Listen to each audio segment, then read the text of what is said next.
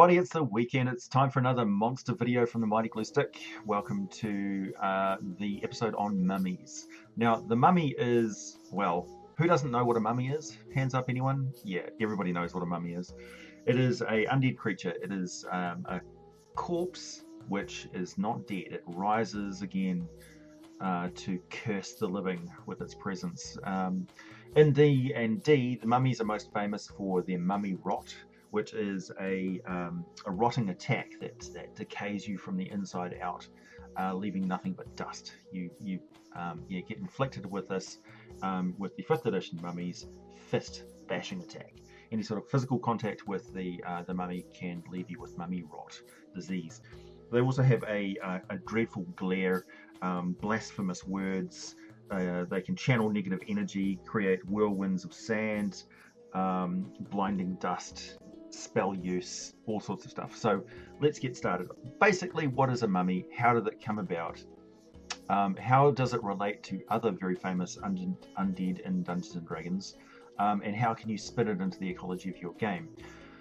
Now, most often, as you can hear in the background music that's playing here, it's got a Middle Eastern sort of Egyptian, North African sort of vibe to it. Desert sands, ancient cultures, that sort of thing. Pyramids, great tombs, sarcophagi, that sort of stuff. And you don't need any of that guff to have mummies in your game. They can be entirely separated from the culture that they have an origin with. Because all around the world, there are various cultures that preserve the bodies of their dead. South America has some very famous examples.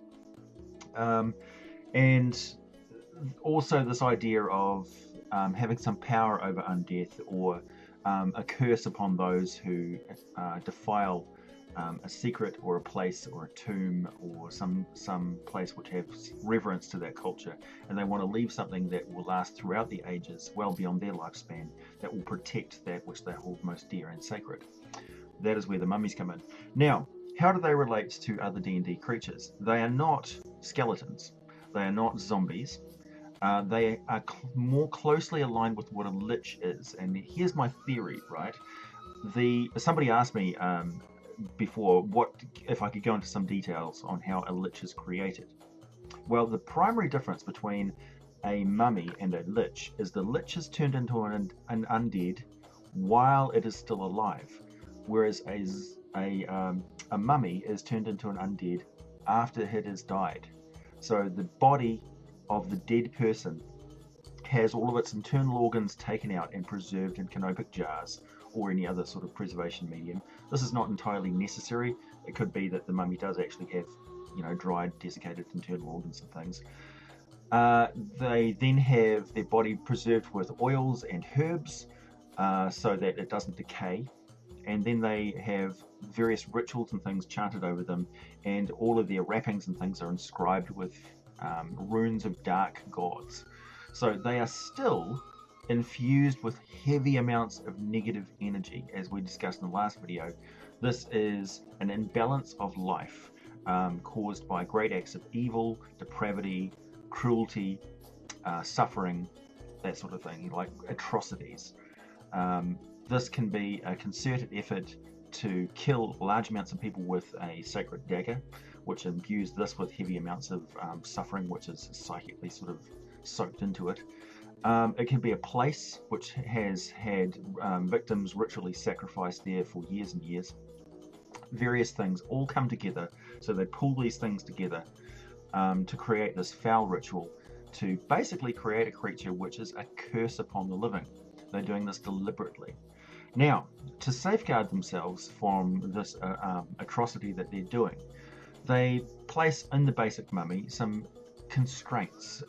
This is usually written into the very wrappings and things that contain this thing's body, which basically mean that it can only act within the constrictures of the instructions that it is given, much like a golem. So it is bound. It's an undead thing driven to kill the living that is bound very tightly by these, sort of laws that are the curse or the conditions upon which it rises. So this can be almost anything. So very typically, it's if this tomb is disturbed, kill all of the interlopers who have killed this tomb and seal it up again. If this book is discovered and read aloud, and these secrets are told upon the ears of the living, kill all who have heard it and place the book back where it was found and hidden. That sort of thing. So all sorts of, like, you can play upon all sorts of different reasons why this thing would rise from its resting place. Now, when they are resting, they are in a dreamless sleep. They're not dead, they're not alive, they are just in safe mode, just sitting there quietly, not doing anything. They're not aware of their surroundings, they're just blank. They're not aware of how many years have passed when they're in this state. They're just a corpse which is not decaying, it's just sitting there resting. When they are called into action, they rise and with unerring accuracy, go for whoever set them off in the first place. You could say that that's some sort of divine marking, because they are operating at a different level, at a different sort of psychic attunement to the rest of the world. They are undead, they are creatures of negative energy. They are powered by dark gods, or the will of dark gods that allow this to happen. And off they go. And when they lock onto the targets, they then exact their revenge as swiftly and as directly as possible. Now, mummies do have a basic intelligence of 6, which means they can reason out obstacles to get towards what they want to do. This is a basic cat or dog-like intelligence. Perhaps an octopus or a horse or some other creature would be on akin to being able to problem solve at this level. They do have a higher wisdom of 10, so they know enough to preserve themselves and go about things in a patient and methodical way, much like a human being would. So a human being isn't going to run into danger. They're not like a zombie. They are aware of harm to themselves and will do something about it. They also busy themselves when there's nothing else around them, because essentially when they're active, they have been set off by something which has countermanded their curse and allowed them to rise and start seeking out the living to kill them. So basically, when it's up and about, you can say that it's already stimulated, much like a zombie will just, as soon as it's in the presence of life, it will seek out to kill it. As soon as it's been disturbed, the mummy is up and about and looking to do its business. Now, they're very resistant to bludgeoning, piercing, and slashing from non-magical weapons. They are basically invulnerable to poison and necromancy, because they are poisonous and necromantic. And they are vulnerable to fire, famously so. And the quote they have in the book here is, "Before opening a sarcophagus, light a torch." Very good advice. Now, the basic traits of the mummy is that they're very strong, they have high endurance, they're not very dexterous, they have a moderate armor class of 11, they've got 58 hit points, and they sludge along at a 20-foot move speed, so they're slow. I mean, they don't have muscles, they just... they're silent, they can speak, although they don't usually do so. Now, you can use mummies. I keep saying the zombies. You can use mummies in your game as repositories of ancient lore and knowledge. As I say, they're preserved at their time of death. And although you remove their brain, you can alter the spell somewhat to lock in whatever information you want. This is more common in places where zombies are very prevalent. So if you're in a tomb or a lair frequented by necromancers that from the past to the current day, they may have used this ritual in interesting and varied ways. Traditionally, though, it will be a blasphemous ritual they would only do basically to seal it away and leave it, and then spread the rumor, or spread the knowledge that this has been done, so that everyone will know not to go in there and leave it the hell alone, because nobody really wants to get involved with a mummy. However, you can use them as repositories of knowledge, much like living undead series, where you ask them questions and they will relate only what they know and knew at the time of their death. They can't learn anything new. They are basically just repeating what they've been told. They have a dreadful glare, which targets one creature it can see within 60 feet of it, and they must save on a DC 11 wisdom saving throw against this magic, or become frightened until the end of the mummy's next turn, and if they fail the saving throw by 5 or more, they're also paralyzed. They can't move. They're locked in place as the mummy slumps towards them and then slams them one.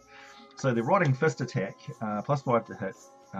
It's a regular slam attack, 10 points of damage, bludgeoning, plus 10 points of necrotic damage from the this thing of horrid, cold, negative energy has touched you.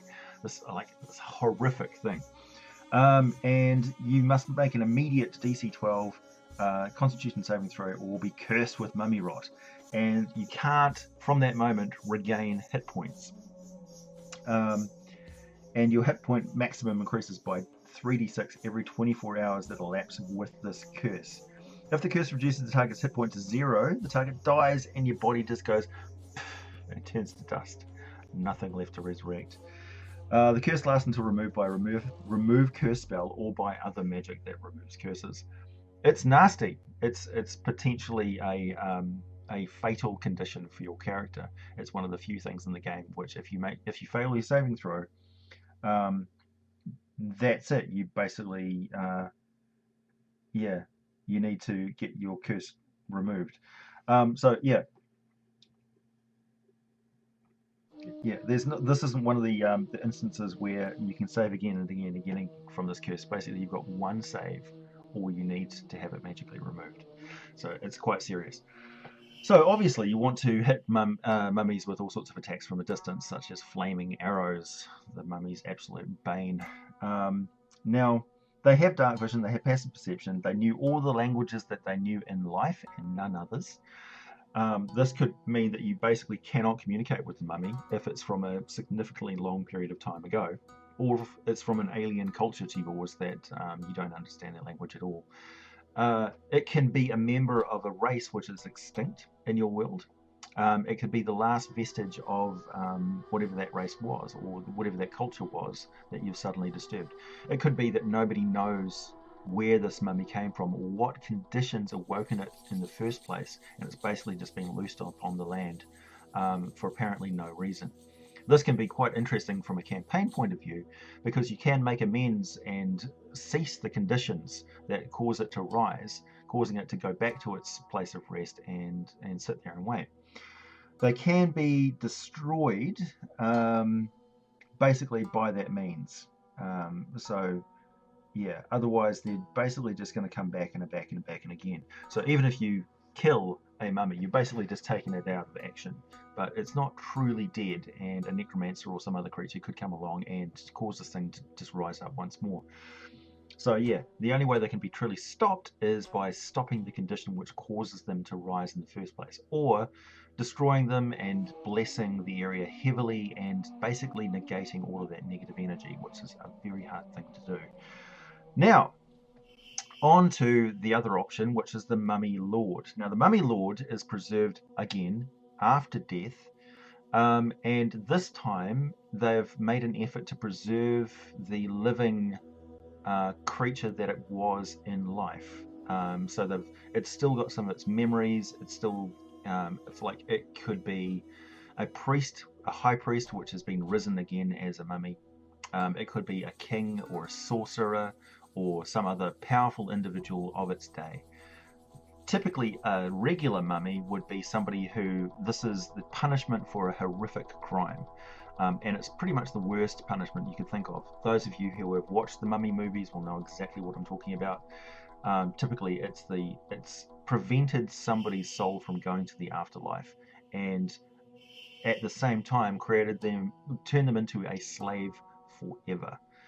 So they cannot ever not be cursed in their death. They can never pass on. They can never experience true rest or go to whatever place they worship, where their god resides. They are barred from heaven or hell or wherever. Mummy lords, on the other hand, are honoured dead, or individuals who have had this done to themselves. And this, if you'd imagine, they're like, if you could call them a lesser lich or a different variation on a lich, where they have regular stats. They've got a strength of 18, dexterity still pretty low at 10, very high constitution of 17.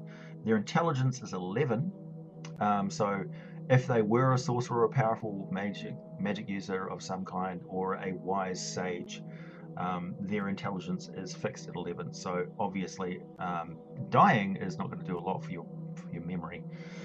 They have a wisdom of 18, however, and that is because they have a lot of patience. I mean, they've been around for a very long time, so they do sit and think.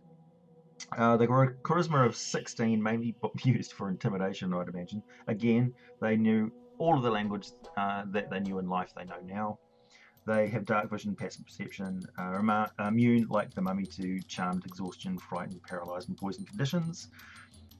They're immune to necrotic, poison, bludgeoning, piercing, and slashing from non-magical weapons, unlike the other mummy, which is only resistant to bludgeoning, piercing, and slashing from non-magical weapons. The full-on mummy, the mummy lord, is immune. So you do not go up against these things without magical oomph behind you.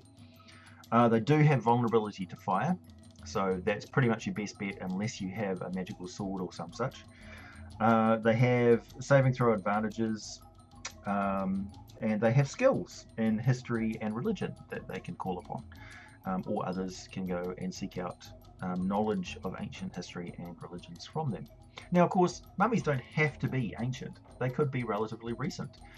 They could be created specifically to do things. They could be part of a body of rituals which has been unleashed by discovery, and a opportunistic bunch of ne'er-do-well scholars have taken to starting to make dead that can come to life and do things for them, because they can write whatever scriptures and things they want into those mummy rituals.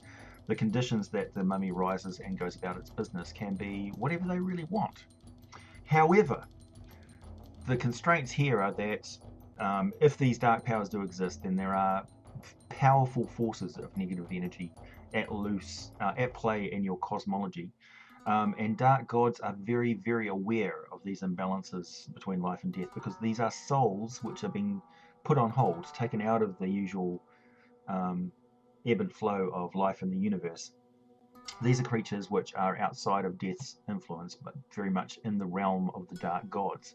So if somebody is using these flippantly, for their own purposes, without paying due reverence to the dark gods, and so much negative energy is concentrating in that area, they are going to find very rapidly that things don't go quite how they planned, that the dead spontaneously rise around them.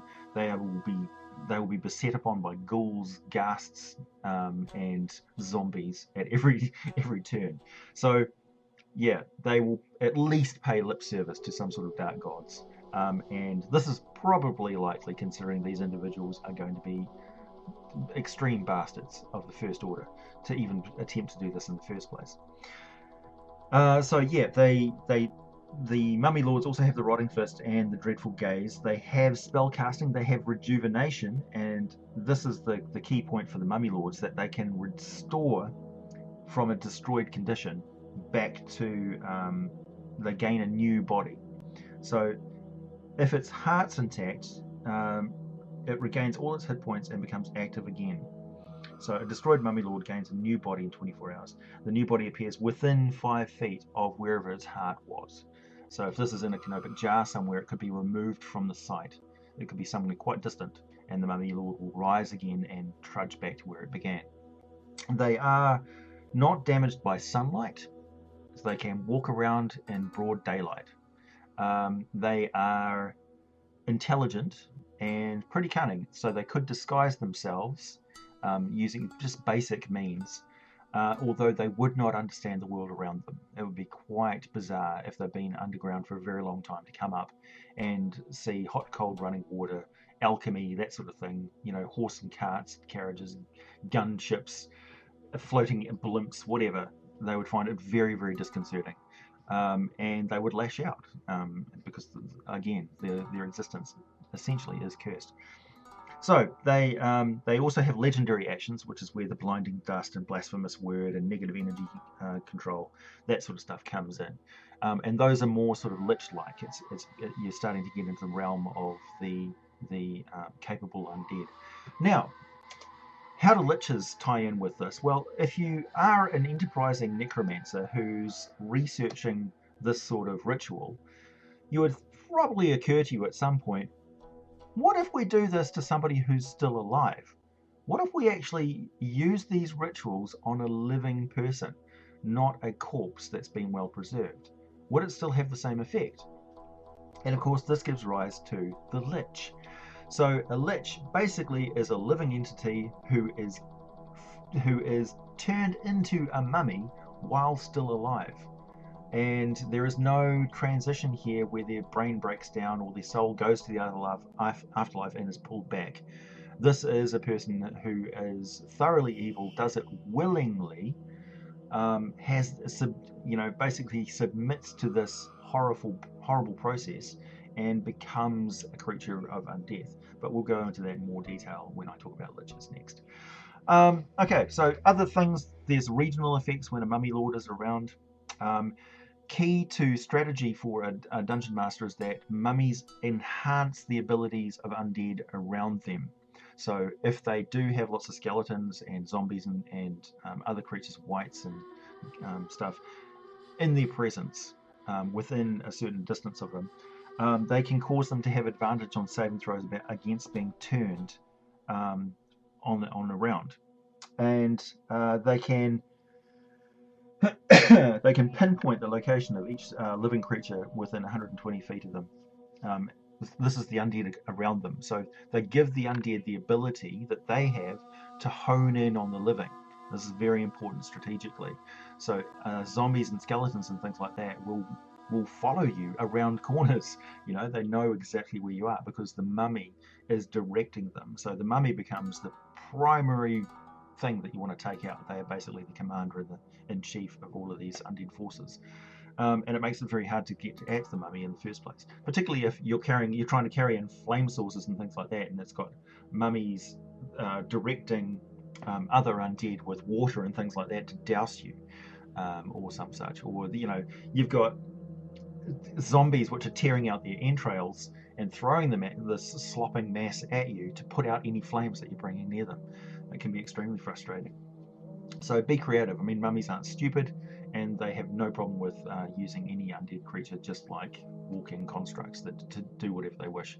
And they've got absolutely no problem with freaking you out as best as possible to scare you off or get you away, or scare you into a position where it can kill you and fulfill its curse conditions and go back to that restless sleep that it is consigned to forever, as best it can, because walking around as a corpse is not a pleasant experience, I'd imagine. Right, that's about it for mummies. If you have any instances in your game where you've used mummies, or if you've got any instances, I would be very curious if you've got any instances where you don't use any sort of Egyptian symbolism or any sort of tie into that, or use some other culture's mummy rituals and used that in your game, or made it specifically for a D&D race. So perhaps only Githyanki indulge in this sort of activity. Perhaps the knowledge of necromancy is the sole province of hobgoblins in your game. I'd be very curious to know how you handle it or have handled it in the past. And of course, any extra ideas you have, please share in the comments down below. I'm sure everybody is most anxious to read them. Thanks for watching. Next up, another undead creature. I don't know what yet. If you've got any suggestions, let me know.